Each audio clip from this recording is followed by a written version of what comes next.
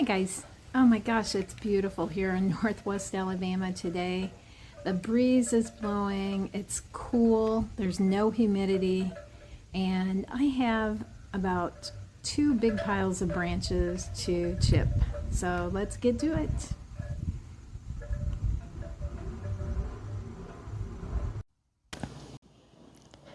So these branches are, most of them are the remnants of the storm that we had when we were out of town. That would have been Tropical Storm Francine. When it got up to our area, dumped a lot of rain, and we had lots of down branches.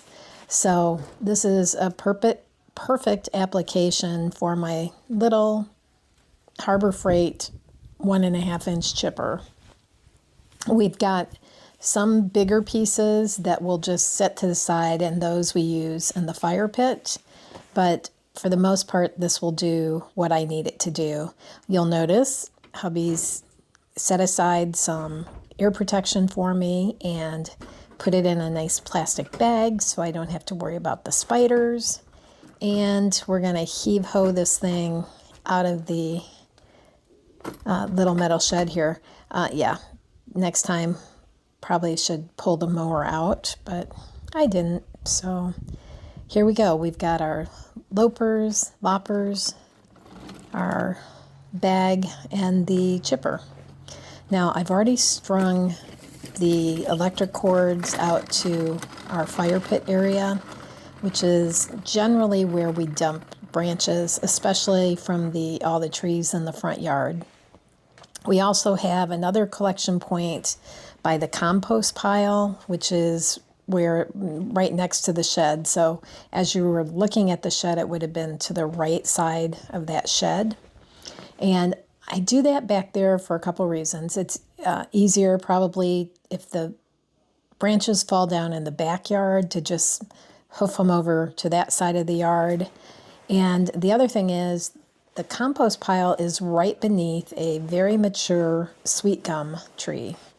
And so that tree is constantly shedding branches. In fact, I've counted this end of summer, there are 4 big branches just waiting to fall out of that tree with the right wind from the right direction. And those branches, from what I can tell, they're probably 6 to 8 inch thick branches. So it would be super nice if they came down like overnight and nobody gets injured. Technically, the tree is not ours. It belongs to the neighbor to the back. But we, of course, maintain the property under it. So, and honestly, this chipping results in free mulch, because basically all of the flower beds that I've developed since we've lived here, I'm mulching with these wood chips. So to me, this is fantastic. And it is really a way just to kind of clean up the property, get the free mulch. And honestly, I think this particular day was about 3 hours of chipping, a couple hours before lunch, and then another hour or so after. And it's just, I don't even have music on, guys. I don't have my earbuds on or anything. I'm just zoning out. So this is like going to the spa. I know some people will laugh, but it really is. It's just very relaxing. So this particular day, most of the branches that we've collected there were just the right size for the chipper. I had a very small pile of branches that were too thick that I just set aside, and then those will go on the fire pit. And you'll see I just walked over to the front of the house and I'm going to mulch the flower bed. I think we had about 4 bags, maybe not quite 4 bags of wood chips, and that perfectly amended that side of the front porch. Now, I kind of wish, having looked at the other side, since I spread those, I wish I had started on the other side, but there you go. That'll be for the next storm. We'll get those chipped, and the next time they'll go on that other side. So here I am. This happens every once in a while. I think it happened twice this particular day, where just a, you know, like a branch that has the right little curve in the branch doesn't go down into the shredder blades like it should, the chipper blades. And you just have to open it up and, you know, that's just what happens.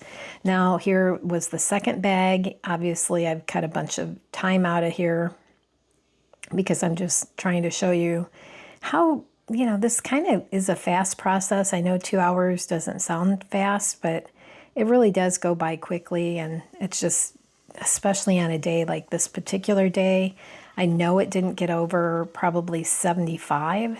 So perfect weather, beautiful sunshine, nice breeze, and just was a lovely day.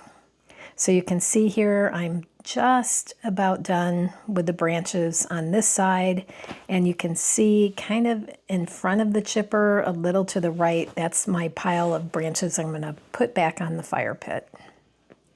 So here we go, coming back from the number 3 bag, and we'll put that back on the chipper and let's finish up these branches. There is a company that you can sign up for a drop of wood chips through local landscapers and arborists, things like that, that have, you know, way too many chips to, you know, just process on their own. So it's called Chip Drop. And for our location, I signed up probably 3 years ago now. Because what I really want to do is the big tree that you can see on the left, that's a white maple, a sugar maple. That tree has a lot of aerial roots that I would like to wood chip up to, and I'd like to make a very irregular shaped, basically a mulch bed there, and that's would need a whole truck full of wood chips.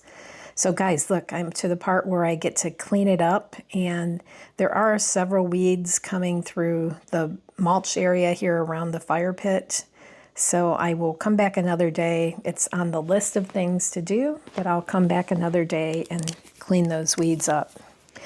We are having company come on around the 17th through the 19th of October, and hopefully we'll get to use that fire pit, have some s'mores or something. Guys, it's after lunch now, so I've moved over to the side yard. This is back where our compost pile is, and the driveway kind of ends at that big sweet gum tree. At the end of that asphalt, we have firewood stacked up, and the big firewood is behind the pile to the left here of the burn barrel. That pile of wood on the left is basically wood that we're going to be using in the fire pit. The branches that I'm chipping, most of them are on the right side of the burn barrel. A few did get, I think Rod doesn't always throw them in the same spot, and I don't either, honestly. So anyway, we got that part chipped, and now what I'm doing is picking up the sweet gum pods because those will become mulch in a new planting bed that I just, actually it's just a mulch bed now, but it's a new bed that I put together this summer, and so I'm just adding whatever sweet gum pods I can. And then there is a little tiny pile of branches right at the compost pile. So I'm going to go ahead and chip those while I'm right here and get those taken care of. So that's what you see me doing now. You may notice there that the burn barrel is pretty full, and that's from the most recent trimming I did on the knockout roses out at the front end of the driveway, right where the road meets the driveway. And those I put in there probably a couple months ago, and I'll be burning that shortly. I do that a couple days after I do this chipping, and you just have to be careful and pick a non-windy day. The day that we picked was pretty good. Guys, here's bag number 4 going out to that front planter. And then basically what's left to do here is cleanup. So I bring the pan and broom and we'll just kind of get this cleaned up. Now, I don't show a lot of this because it's me picking through the big pile of wood there on the left, just trying to pick out sweet gum pods, and it is very monotonous. It's fun for me, but I'm sure not fun to look at. So I do cut that out. And now here's a scary thing. The reason I'm wearing these stupid boots, these are Crocs boots, is because I'm very allergic to ant bites. And just on the other side of that wood pile, I find ants as I'm sweeping this loose debris, leaves, and just little pieces of branches. So I discover fire ants, and I do want to stay away from those. So it's a good thing I put the boots on. So now we're just kind of organizing this pile while I try to sweep out around it. And all of this debris that's coming off this wood pile that I just chipped, there's leaves in here, probably a few sweet gum pods I missed.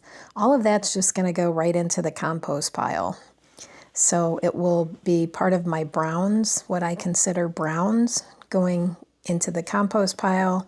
And I replenish the greens with any green leaves that come down off the trees that any of these branches were green, and this particular pile back here, there was a little handful of green leaves. And then obviously my vegetable compost from in the house comes out. I have a few weeds that I've been putting on, but I don't really like putting weeds on because I'm not sure what the weeds are and what point in the life of the seeds are we at. Are they mature seeds? Then I really don't want them in the compost. I'm not really doing hot compost here. I'm more in it. It's longer duration. So that compost that I'm making this year will be used in the garden next year, next spring.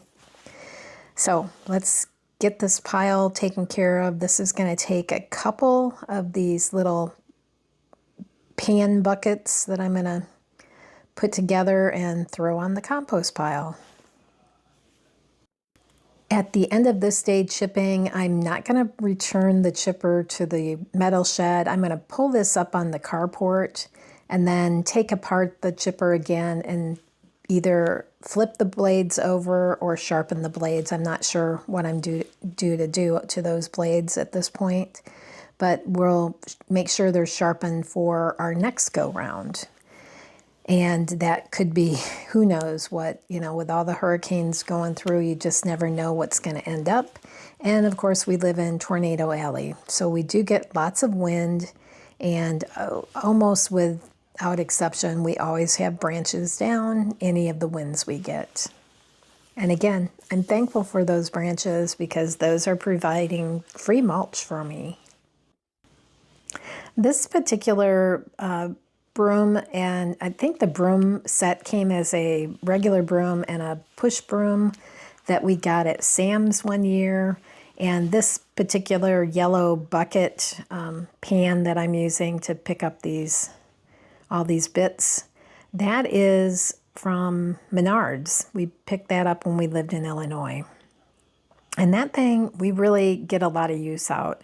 As I said, we get lots of wind, and nearly every day Rod is out on the carport just sweeping up whatever debris blows in on that carport and keeping that nice and neat. And of course, we do have a dog who brings in all manner of things. She brought in a baby mole, I don't know, a week or two ago.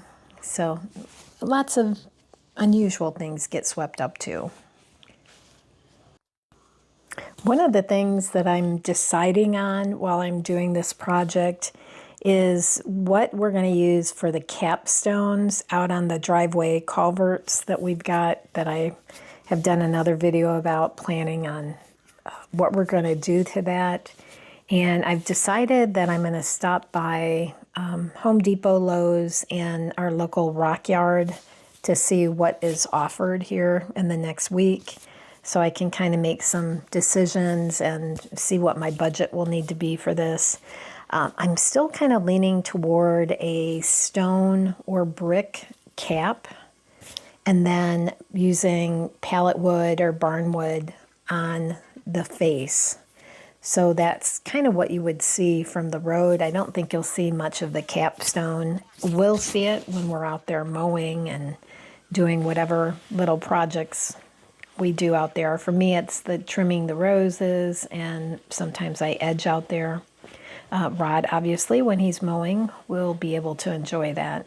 I'm kind of finalizing in my mind what I want to do. Now, another thing that's happening this particular day while I'm doing the chipping, when I was gone on my little short trip, my plan was to leave Rod a cut list for the rain barrel tables. You saw at the very beginning of this video, I had 2 rain barrels in front of the metal shed. And those rain barrels need to be setting up on a table, so then you can fill your watering cans from that rain barrel, or you can run a hose and then gravity will take the water where you want it to go.